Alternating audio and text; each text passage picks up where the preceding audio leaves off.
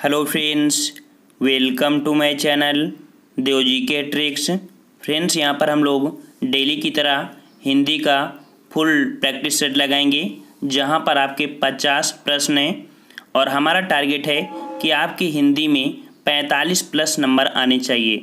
अगर किसी प्रकार की समस्या होती है तो आप वीडियो में कमेंट कर सकते हैं। वैसे हम प्रयास करते हैं कि हर एक क्वेश्चन से जितने भी क्वेश्चन बन सकते हैं, हर एक डाउट को क्लियर करते हुए ही चलते हैं। तो आइए यहाँ पर चलते हैं, स्टार्ट करते हैं। और अगर आप नए हैं तो हमारे चैनल से जुड़ सकते हैं और बेहतरीन तैयारी कर सकते हैं। हमने ऑलरेडी यहाँ पर काफ़ी वीडियो बना दिए हैं जो कि आपके फुल हिंदी के टेस्ट हैं। प्लेलिस्ट में जाइए और धीरे धीरे करके सभी वीडियो को देखते जाइए।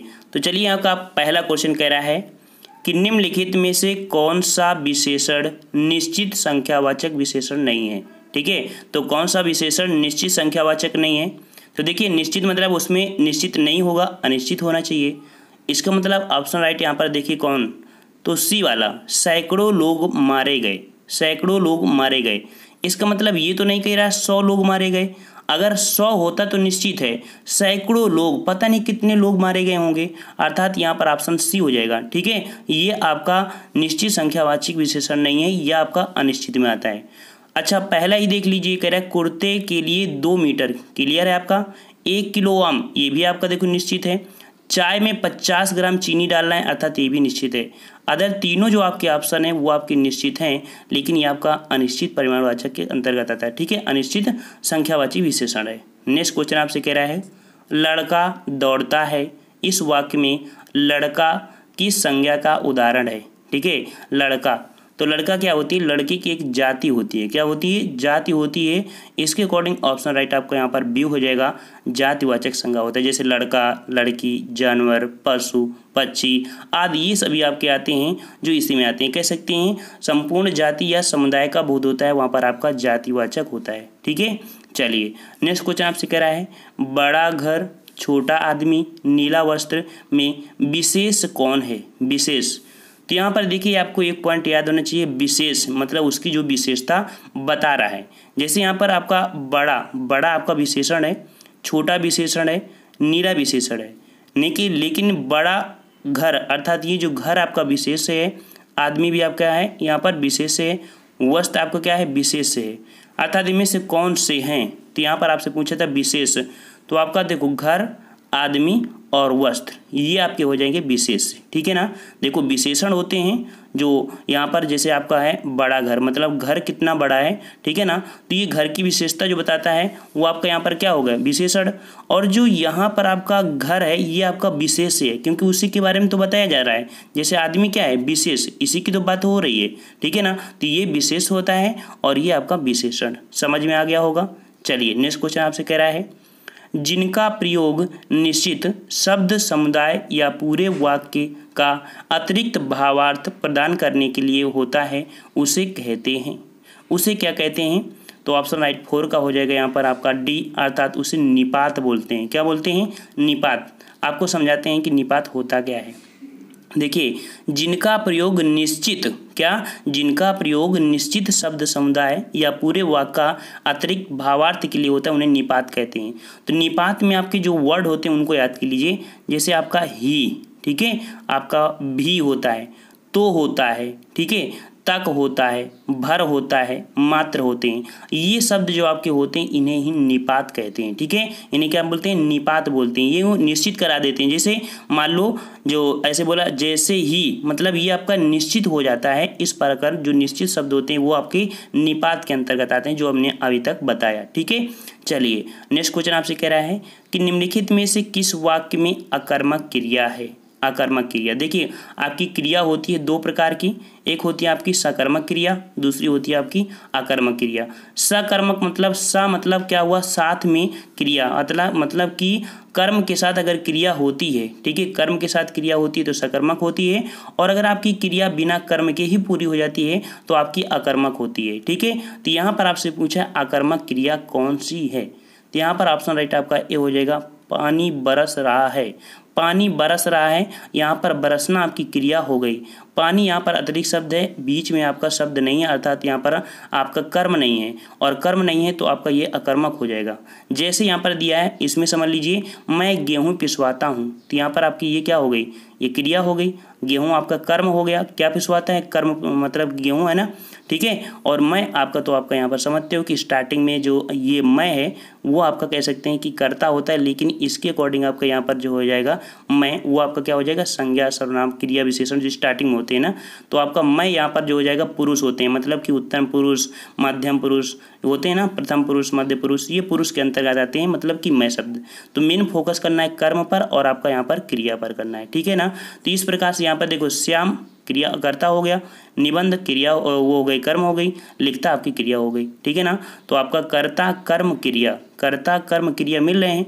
ऐसे राम मोहन को रुलाता है, अर्थात रुलाना क्रिया हो गई, मोहन यहाँ पर आपका जो कर्म हो जाएगा, यहाँ पर आपका कर्ता, अर्थात ये आप समझ गए होंगे कि आपकी कर्ता कर्म आप क्या होता क्या है, ठीक है। चलिए नेक्स्ट क्वेश्चन आपसे कह रहा है, शुद्ध शब्द के अंत में क्या जोड़ने पर शब्द बहुवचन बन जाएगा, अर्थात जो शुद्ध शब्द है ना, इसमें कौन सा शब्द जोड़ दें कि आपका बहुवचन बन जाए। तो देखिए आप इसमें क्या जोड़ना है आपको, तो यहाँ पर अगर जोड़ देते हैं जन, ठीक है, जन अगर जोड़ते हैं तो आपका यहाँ पर बन जाएगा, ठीक है, क्या बनेगा आपका यहाँ पर शुद्धिजन बन जाएगा, क्या बनेगा, शुद्धिजन, और शुद्धिजन आपका होता है बहुवचन होता है, ठीक है। चलिए नेक्स्ट क्वेश्चन आपसे कह रहा है, वह काम बहुत ढंग से करते हैं, वह काम बहुत ढंग से करते हैं, वाक्य का काल पहचानिए। यहाँ पर आपका कौन सा काल दिया गया है, ठीक है ना। तो यहाँ पर 7 का ऑप्शन राइट आपका यहाँ पर हो जाएगा सामान्य वर्तमान काल, ठीक है, सामान्य वर्तमान काल है। देखिए क्रिया का वह रूप जिससे क्रिया का वर्तमान काल में होना पाया जाता है, वहाँ पर आपका सामान्य वर्तमान काल होता है, ठीक है ना। तो आसान राइट आपका यहाँ पर ये हो जाएगा। नेक्स्ट क्वेश्चन आते हैं, क्वेश्चन कह रहा है, मुझसे उठा नहीं गया वाक्य में वाच्य बताइए। वाच्य, अब आपके पास वाच्य की बात आई है, तो वाच्य होते हैं आपके 3 प्रकार के, एक होता है कृत्यवाच्य, दूसरा होता है कर्मवाच्य, तीसरा होता है आपका भाववाच्य। कृत्यवाच्य मतलब कि अगर कर्ता पर फोकस किया गया तो कृत्यवाच्य होता है, कर्म पर फोकस किया गया है तो आपका क्या होता है, कर्मवाच्य होता है, और अगर आपके भाव पर फोकस किया गया था, नेगेटिव सेंस दर्शाता है, वो आपका भाववाच्य में होता है। तो यहाँ पर आपसे कह रहा है कि मुझसे उठा नहीं गया, नहीं मतलब का नेगेटिव सेंस हो गया, ये भाव के ऊपर डिपेंड कर रहा है, अर्थात यहाँ पर आपका ऑप्शन हो जाएगा सी, भाववाच्य यहाँ पर हो जाएगा। समझ में आ गया होगा। चलिए नेक्स्ट क्वेश्चन आपसे कह रहा है, जो आपका ड का उच्चारण स्थान क्या होता है, आपका ये जो आप देख सकते हैं इसका स्थान आपका कौन होता है, ठीक है। तो ये आपका जो होता है ना, टा ठा डा ढा, ठीक है, तो वो वाला डा है, ठीक है। और देखिए मान लीजिए जो आपका ऐसे उदाहरण लिखते हैं डा, यहाँ पर ये सीखते हैं तो ये आपका स्वतंत्र व्यंजन है, जो ये हलंत होती है, हलंत मतलब स्वतंत्र व्यंजन होता है।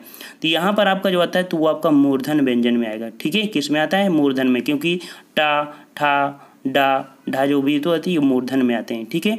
और नासिक जो आपके लास्ट में जो पंचम वर्ण होते हैं वो नासिक के अंतर्गत आते हैं।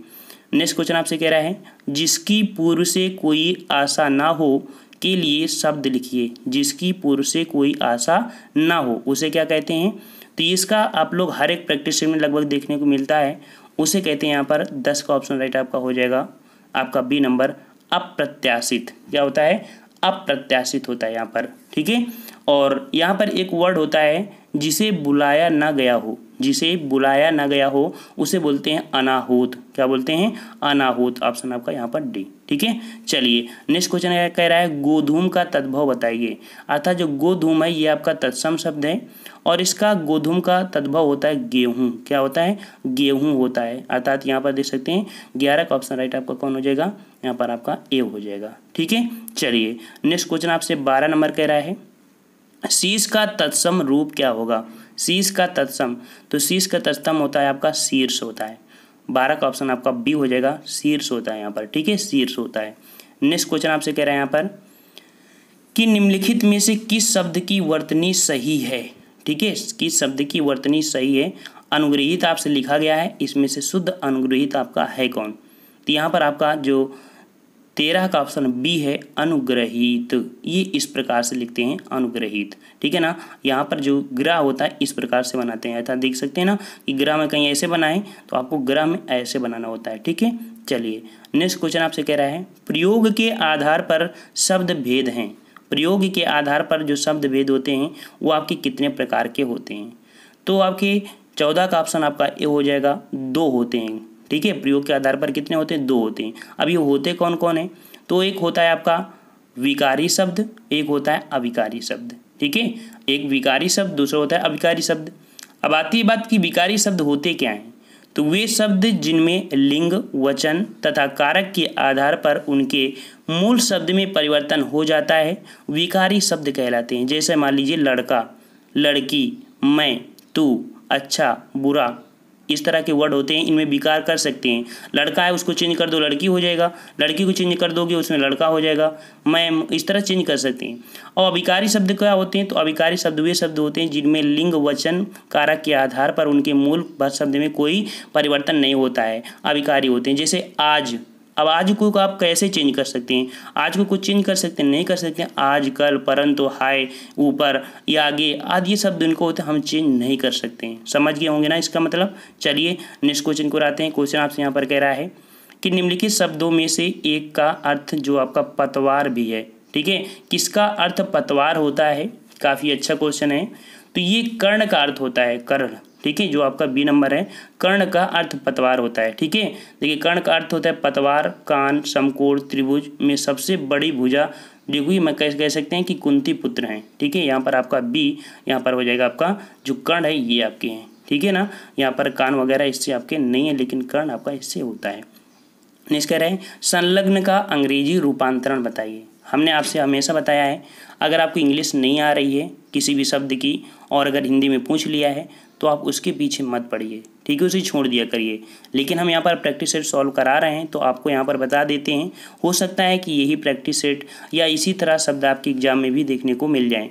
तो संलग्न का जो अंग्रेजी रूपांतरण होता है वो आपका क्या होता है, तो 16 का ऑप्शन राइट आपके यहाँ पर सी हो जाएगा, ठीक है। ये आपका होता है, ठीक है, इनक्लोज, ये होता है संलग्न का इनक्लोज, ठीक है। वहीं पर अगर बात करें कि आपका जो फर्स्ट नंबर दिया है, ठीक है, फर्स्ट नंबर आपका दिया है इंडोरिस्टम, अर्थात इसका होता है अनुमोदन होता है।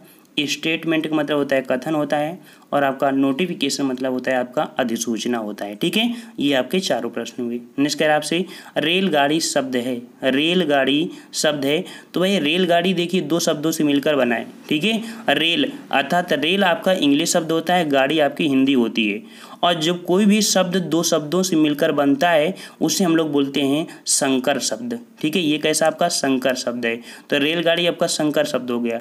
मान लो एक वर्ड आपको लिखते हैं छायादार, क्या, छायादार, तो छाया शब्द आपका जो है ये संस्कृत है, दार आपका फारसी है, अर्थात संस्कृत और फारसी का यहाँ पर जो छायादार बनेगा आपका ये हो जाएगा, ठीक है ना, संकर शब्द।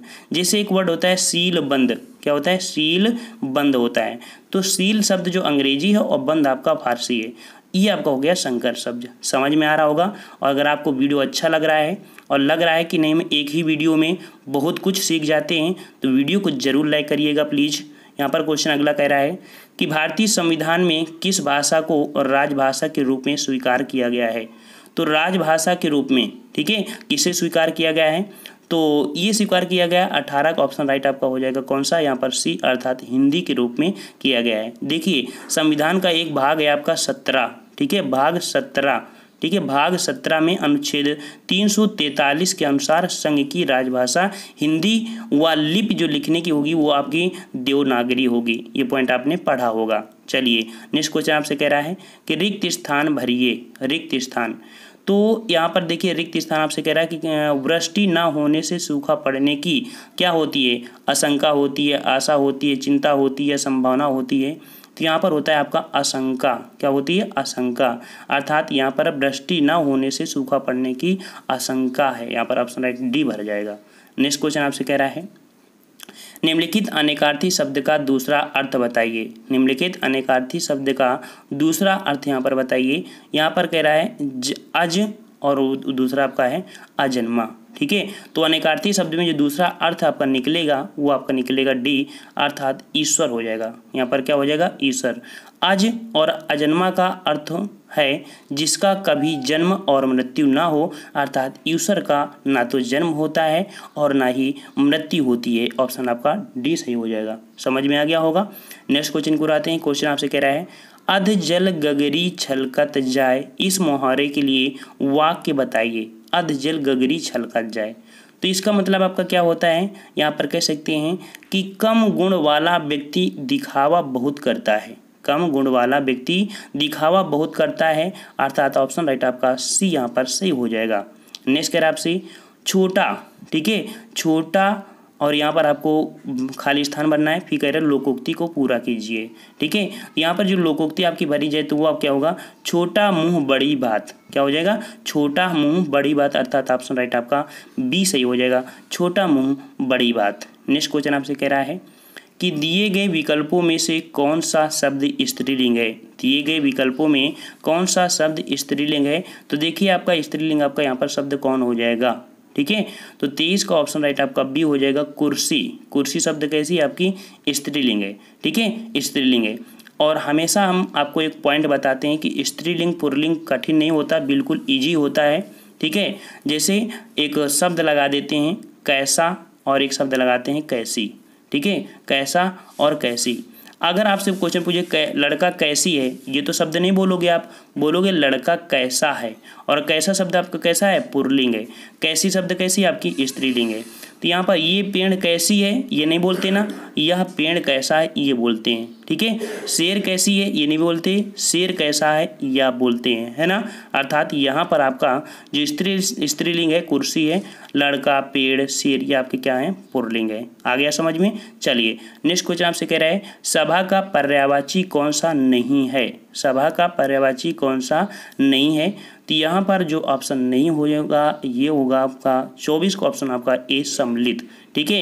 ये सम्मिलित सभा का पर्यायवाची नहीं है। सम्मिलित का अर्थ है शामिल होना, इसका मतलब होता है शामिल होना। शेष सभा, शेष जो हैं शेष सभी सभा के पर्यायवाची, जैसे परिषद, महावर्तन, बैठक, ये आपके सभा होते हैं। लेकिन सम्मिलित मतलब क्या होता है, शामिल होना होता है, ठीक है। चलिए नेक्स्ट क्वेश्चन आपसे यहाँ पर कह रहा है 25 नंबर, चौराहा शब्द में समास होगा। बिल्कुल आप लोग जानते होंगे इसके बारे में, समास के बारे में, कि चौराहा शब्द में समास होगा। तो आपको बता दें कि जो समास होते हैं आपके 6 प्रकार के होते हैं, ठीक है, 6 प्रकार के होते हैं। एक होता है आपका अव्ययी भाव समास, दूसरा होता है तत्पुरुष समास, फिर आपका कर्मधारय समास, द्विगु समास, द्वंद्व समास, बहुब्रीहि समास, इस प्रकार से होते हैं ना। तो यहाँ पर आपका चौराहा जो कि आपका संख्यावाची है, अर्थात कह सकते हैं यहाँ पर कि 4 राहों का समूह, ठीक है, 4 राहों का जो समाहार होता है उसे हम लोग चौराहा बोलते हैं। अर्थात ये हो जाएगा आपका जो कि द्विगु समास। कौन हो जाएगा, द्विगु समास यहाँ पर हो जाएगा, ऑप्शन राइट सी हो जाएगा। नेक्स्ट क्वेश्चन आपसे कह रहा है निष्कपट शब्द का संधिविच्छेद बताइए। निष्कपट शब्द का संधिविच्छेद क्या हो जाएगा, तो बनेगा निःकपट। क्या बनेगा, निःकपट, अर्थात ऑप्शन आपका ए हो जाएगा, निःकपट, ठीक है। यह आपका जो है ये विसर्ग संधि का उदाहरण है, क्योंकि विसर्ग संधि में आपका जो ये वाला अगर सा मिलता है, ये आपका ये सा मिलता है, या तो आपका ये वाला सा मिलता है, तीनों को ही चेंज कर हम लोग विसर्ग में कर देते हैं। ये एक रूल होता है, ठीक है ना। तो यहाँ पर देखिए इस सा का परिवर्तन आपका विसर्ग कर दिया गया और प्लस में जोड़ दिया गया है। नेक्स्ट क्वेश्चन आपसे कह रहा है जुगुप्सा का स्थायी भाव किस रस से संबंधित है। जुगुप्सा का स्थायी भाव क्या होता है, तो जुगुप्सा का होता है आपका विभत्स, मतलब विभत्स जो होता है ना जुगुप्सा, इस विभत्स रस का स्थायी भाव जुगुप्सा, अर्थात यहाँ पर ऑप्शन आपका सी हो जाएगा, विभत्स रस का स्थायी भाव जुगुप्सा होता है, ठीक है। जब किसी दृश्य को देखकर या याद कर मन में जुगुप्सा या घृणा का भाव परिपक्व आता है उसे हम लोग विभत्स रस कहते हैं। और हमने आपको हमेशा एक पॉइंट बताया है विभत्स रस की पहचान के लिए, कहीं पर अगर बाज शब्द दे दिया जाए, कहीं पर हड्डी शब्द दे दी जाए, ठीक है ना, कहीं पर हड्डी, कहीं पर मांस शब्द दे दिया जाए, ये 3-4 शब्द ऐसे होते हैं जो आपके विभत्स रस में होते हैं। जैसे कि हम आपको एक दिलाते हैं कि सिर पर बैठो काग, काग मतलब कौवा भी होता है, ठीक है, स्वान भी होते हैं। तो सिर पर बैठो काग आंख दो खात निकारत, खींचे जीभें स्यार अति आनंद उर धारत, गीध जांग को खोदी खोदी मांस उपारत, स्वर्ण अंगुल काट काट के खात विदारत, ठीक है। यहाँ पर देख लीजिए कि कोई मुर्दा पड़ा है उसको सभी खा रहे हैं, अर्थात यहाँ पर आपको घृणा घटना हो रही है और वही होता है आपका विभत्स रस। ठीक है फ्रेंड्स, यहाँ पर हमारे पढ़ाने में लगभग समय तो ज़्यादा लगता है, लेकिन अगर एक ही वीडियो हमारा देख लिया ना तो ये समझिए कि आपका उद्धार हो जाएगा, पेपर टाइम आपका रिवीजन पूरा हो जाएगा। ठीक है, 28 नंबर आपसे यहाँ पर कह रहा है निम्नलिखित में से सममात्रिक छंद का कौन सा उदाहरण है। सममात्रिक छंद, इसका मतलब होता है कि जो मात्राएं होती हैं सभी में समान हो। ठीक है, सभी में क्या हो, समान हो। तो यहाँ पर आपका जो सममात्रिक छंद है वो आपका चौपाई होता है। ठीक है, चौपाई, क्योंकि चौपाई में 4 चरण होते हैं और चारों चरण में मात्राएं होती हैं 16-16। कितनी होती हैं, 16-16। ठीक है, और भी आपके होते हैं, एक हम ट्रिक हम आपको बता दें कि एक ट्रिक होते हैं 4 गीत हरि, 4 गीत हरि। ठीक है, 4 गीत हरि, जैसे होता है चौपाई, ठीक है, रोला, गीत का, हर गीत का, ये सब भी आपके होते हैं जो सममात्रिक छंद आते हैं। ठीक है, चौपाई, रोला, हर गीत का, ये शब्द आपके इसी में आते हैं जो कि सम होते हैं। लेकिन यहीं पर आपका जो दोहा है, सोरठा है, ये आपके अर्ध सममात्रिक छंद में आते हैं। ठीक है, आ गया होगा समझ में। ठीक है, तो चलते हैं आगे। कह रहा आपसे रहीमन पानी राखिए, बिन पानी सब सून, पानी गए न उबरे, मोती मानुष चून। में यहाँ पर लोकोक्ति दिए है, यहाँ पर अलंकार आपसे पूछ रहा है। ठीक है, और यहाँ पर आपका कौन सा अलंकार हो जाएगा। ठीक है, तो अलंकार यहाँ पर आपका कौन होगा भाई, तो यहाँ पर आपका अलंकार होगा श्लेष अलंकार। कौन होगा, श्लेष अलंकार, ऑप्शन आपका डी हो जाएगा। ठीक है, कैसे, तो जहाँ एक शब्द का एक ही बार प्रयोग हुआ हो किंतु उसके अनेक अर्थ हों, वहाँ श्लेष अलंकार होता है। यहाँ पानी शब्द आपका दिया गया है, पानी। ठीक है, और पानी का जो शब्द है ये 3 बार प्रयोग किया गया है। जैसे दूसरी लाइन में पानी शब्द 3 अर्थों में होता है, कह सकते हैं मोती मानुष चून। ठीक है, मोती, ठीक है, मानुष चून। ठीक है, ये तीनों शब्द आप इसमें से, जैसे मोती होता है तो मोती मतलब पानी का मतलब एक होता है चमक, और मोती में क्या होना चाहिए, चमक होना चाहिए। मनुष्य मतलब एक प्रतिष्ठा होती है, मनुष्य के लिए क्या होना चाहिए, प्रतिष्ठा होना चाहिए। ठीक है, और तीसरा शब्द आपका यहाँ पर दिया है चूना, और चूने के लिए भी क्या होना चाहिए, पानी होना चाहिए। अर्थात यहाँ पर पानी के 3 अर्थ होते हैं, हमने आपको बताया कौन सा, तो यहाँ पर आप पानी के 3 अर्थ हो गए कि मनुष्य के लिए इज्जत, चूने के लिए पानी। ठीक है, और पानी का एक चमक होना चाहिए, अर्थात यहाँ पर मोती के लिए चमक होता है। ठीक है, ये शब्द आपके होते हैं, अर्थात एक शब्द 3 अर्थ। ठीक है, एक शॉर्टकट में कह सकते हैं शब्द एक अर्थ ने कहते हैं उसे श्लेष कहते हैं। चलिए, समझ में आ गया होगा। और कोई चीज़ को ज़्यादा समझाने का प्रयास किया जाता है तो कभी कभी गलतियाँ भी हो जाती हैं। ठीक है ना, तो हम समझते हैं कि आप समझ गए होंगे इस बारे में। चलिए, नेक्स्ट क्वेश्चन आपसे कह रहा है अत्यंत शब्द में प्रयुक्त उपसर्ग बताइए। उपसर्ग मतलब कि उप मतलब अव्यय, और अव्यय लगा होता है किसी शब्द के पहले। ठीक है ना, और किसी शब्द के पहले लगकर वो उसका अर्थ परिवर्तन कर देता है, अर्थात यहाँ पर अत्यंत। और अत्यंत में होता है, इसको अगर तोड़ेंगे तो बनेगा अति धन अंत। क्या बनेगा, अति धन अंत बनेगा।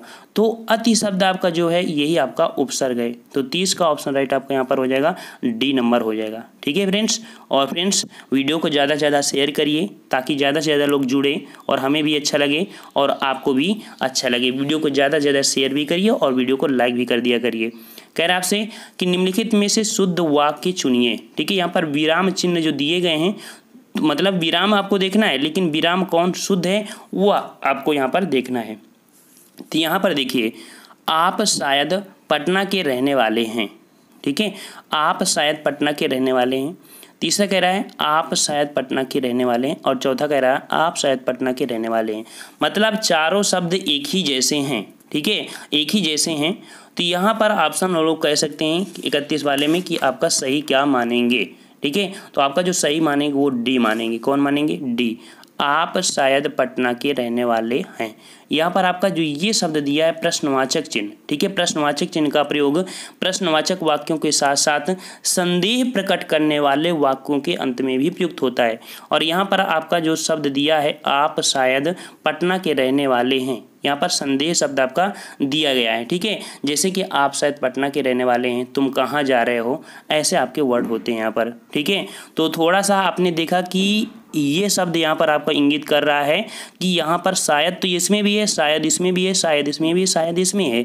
लेकिन शायद शब्द होता है प्रश्नवाचक इंगित करता है, लेकिन इनके बाद आपका प्रश्नवाचक नहीं दिया है, यहीं पर दिया है, इसलिए आपका ये सही हो जाएगा। ठीक है, चलिए नेक्स्ट क्वेश्चन को आते हैं। क्वेश्चन आपसे कह रहा है कि निम्नलिखित वाक्यों में कौन सा वाक्य संयुक्त वाक्य नहीं है।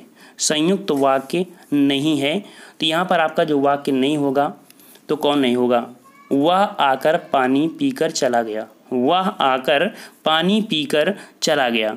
तो वह आकर पानी पीकर चला गया, ये आपका नहीं होगा। ठीक है, ये आपका नहीं होगा, यह आपका वाक्य नहीं है, बल्कि यहाँ पर ये सरल वाक्य है। ये क्या है? आपका सरल वाक्य है। सरल वाक्य की पहचान क्या होती है? तो सरल वाक्य में एक उद्देश्य एवं एक विधेय होता है। यहाँ वह जो शब्द आपका दिया है वो आपका क्या है? उद्देश्य है, एवं जो आकर पानी पीकर चला गया ये आपका विधेय है। अतः ये सरल वाक्य है। जबकि संयुक्त वाक्य की बात करें, संयुक्त वाक्य की, तो संयुक्त वाक्य में दो या दो से अधिक उपवाक्य होते हैं जो समुच्चय बोधक अव्यय के माध्यम से जुड़े होते हैं। और ये समुच्चय बोधक जो अवयव होते हैं तो और होता है। ठीक है, क्या होता है? और, एवं, तथा, वा, या, अथवा, लेकिन, किंतु, परंतु आदि होते हैं। ये शब्दावली इसमें से जुड़े होते हैं। समझ में आ गया होगा। चलिए नेक्स्ट क्वेश्चन आपसे कह रहा है यहाँ पर, निम्नलिखित में से बेमेल शब्द चुनिए। बेमेल शब्द चुनिए। तो यहाँ पर आपका जो बेमेल हो जाएगा वो आपका कौन हो जाएगा? तो इनमें से घर शब्द जो है वो आपका भिन्न है। देखिए घर शब्द जो है वो आपका भिन्न है, क्योंकि परिवार, ठीक है, परिवार, परिजन, बच्चे, ठीक है, ये रिश्तों को दर्शाते हैं, ये रिश्तों को दर्शा रहे हैं।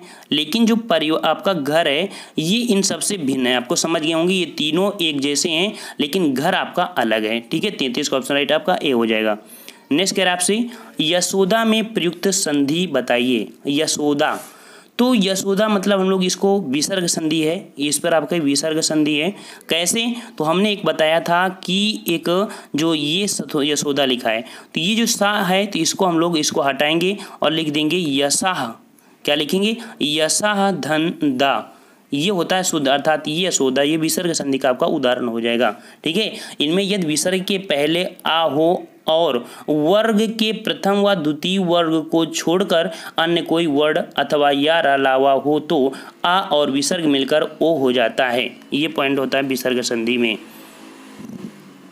चलिए नेक्स्ट क्वेश्चन आपसे 35 नंबर यहाँ पर कह रहा है, और 35 नंबर आपसे यहाँ पर सही मिलान के लिए पूछ रहा है। ठीक है, सही मिलान के लिए पूछ रहा है।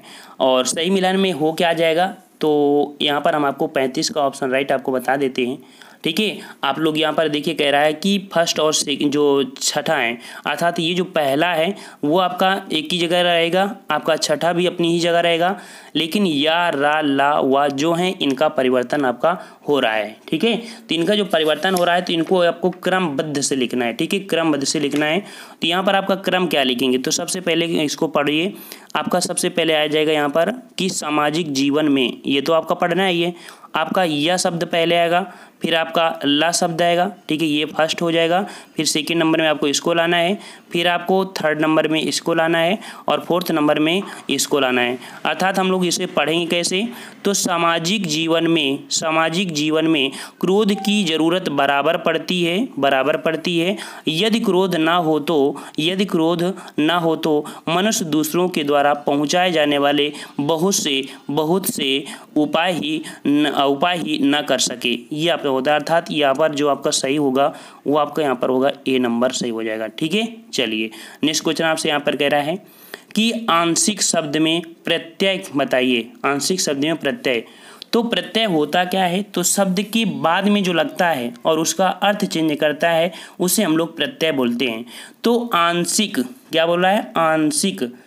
यहाँ पर आपका एक शब्द आ रहा है इक प्रत्यय। क्या आ रहा है? इक प्रत्यय, अर्थात ऑप्शन राइट आपका सी हो जाएगा, आंशिक। ठीक है ना। चलिए नेक्स्ट क्वेश्चन आपसे कह रहा है, दिए गए विकल्पों में से अनुकूल का विरुद्धार्थी शब्द कौन सा होगा? अनुकूल का विरुद्धार्थी शब्द कौन होगा? तो 37 में अनुकूल का विरुद्धार्थी हो जाएगा प्रतिकूल। क्या हो जाएगा? प्रतिकूल। ऑप्शन राइट आपका ए हो जाएगा यहाँ पर प्रतिकूल। जबकि नियमित का होता है अनियमित। नियमित का क्या होता है? आपका अनियमित होता है। अन्याय का होता है न्याय। ठीक है, अन्याय का होता है न्याय। और नकली का असली। ठीक है, नकली का क्या होता है? असली होता है। नेक्स्ट क्वेश्चन को आते हैं, कह रहा है पीढ़ी दर पीढ़ी चला आने वाला के लिए समुचित शब्द बताइए। तो पीढ़ी दर पीढ़ी के लिए जो शब्द आपका आता है उसे हम लोग क्या बोलते हैं? तो 38 का ऑप्शन राइट हम लोग कह सकते हैं, उसे बोलते हैं हम लोग अन्यागत, क्या बोलते हैं, अन्वयगत, अन्वयगत अर्थात ऑप्शन आपका बी हो जाएगा, पीढ़ी दर पीढ़ी चला आने वाला अन्वयगत होता है। नेक्स्ट कह रहा है आपसे यहाँ पर, दिए गए विकल्पों में से कौन सा विकल्प प्रत्यक्ष शब्द का समानार्थी शब्द है। प्रत्यक्ष शब्द का समानार्थी शब्द यहाँ पर पूछ रहा है, मतलब समानता दर्शा रहा है। तो प्रत्यक्ष का हो जाएगा साक्षात, क्या हो जाएगा, साक्षात, अर्थात ऑप्शन आपका डी हो जाएगा साक्षात। जबकि यहाँ पर अन्य विकल्प है वो आपके असंगत दिए गए हैं। नेक्स्ट क्वेश्चन आपसे कह रहा है कि वर्तमान हिंदी का प्रचलित रूप बताइए। तो वर्तमान में जो आपकी हिंदी प्रचलित है वो आपकी किस रूप में है, आपकी खड़ी बोली में है। किस रूप में, खड़ी बोली में, अर्थात ऑप्शन राइट आपका सी हो जाएगा।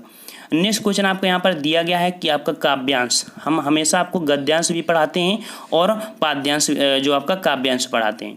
तो यहाँ पर आपको काव्यांश इसको पढ़ना है और पढ़ने के बाद अगर आपके इनके अर्थ याद हैं तभी आप लगा सकते हैं, नहीं तो नहीं लगा सकते हैं, ठीक है ना। लेकिन हाँ, प्रश्न को देखकर, जो इसके नीचे प्रश्न दिए हैं उनको देखकर अनुमान लगा सकते हैं, ठीक है। हर एक चीज़ का अर्थ पता होना चाहिए। जैसे मान लो यहाँ पर पटक शब्द दिया है, अब पटक का अर्थ क्या होता है अगर नहीं पता तो आप नहीं कह सकते हैं, ठीक है ना। तो इस प्रकार से पाहन शब्द पूछ लिया, इसका मतलब क्या होता है तो भी नहीं बता सकते हैं। तो काव्यांश देखा जाए तो थोड़ा सा अर्थ निकालने में दिक्कत होती है। आपको करना क्या है कि सबसे पहले क्वेश्चन पढ़िए, कुछ भी बनकर, ठीक है, कुछ भी बन बस कायर मत बन। इसमें से जब आप पढ़ोगे तो ये 4 ऑप्शनों को देखकर आंसर आप लगा सकते हैं। जैसे 41 नंबर आपसे यहाँ पर कह रहा है कि कुछ भी बन बस कायर मत बन, कवि ने क्यों कहा है। इसको अगर पढ़ेंगे तो थोड़ा बहुत अर्थ निकालना जानते हैं तो आंसर बता सकते हैं। इसका जो आपका आंसर हो जाएगा वो आपका हो जाएगा क्या, कि कह सकते हैं कि प्रश्नगत पंक्ति में कवि का भाव जीवन में आने वाली सभी कठिनाइयों का डटकर सामना करने से है। कवि कायर बनकर जीने वाले व्यक्ति का जीवन व्यर्थ बताता है, ठीक है। कायर मनुष्य का जीवन क्या होता है, व्यर्थ होता है। ये इसका अर्थ आपका कह रहा था जो कि उदाहरण में, ठीक है। और अगला आपका उपयुक्त पंक्तियों में कायर का अर्थ क्या होता है, तो कायर का अर्थ यहाँ पर कह सकते हैं कायर वह व्यक्ति है जो जीवन की कठिनाइयों से समझौता कर लेता है, ठीक है। जीवन की जो समझौता शब्द होता है, समझौतावादी, वो आपका कायर शब्द से होता है। नेक्स्ट क्वेश्चन आपसे यहाँ पर कह रहा है कि पाहन शब्द का पर्यायवाची बताइए। पाहन, तो पाहन का मतलब होता है आपका पत्थर, क्या होता है, पाहन का मतलब होता है पत्थर, ऑप्शन राइट आपका सी हो जाएगा।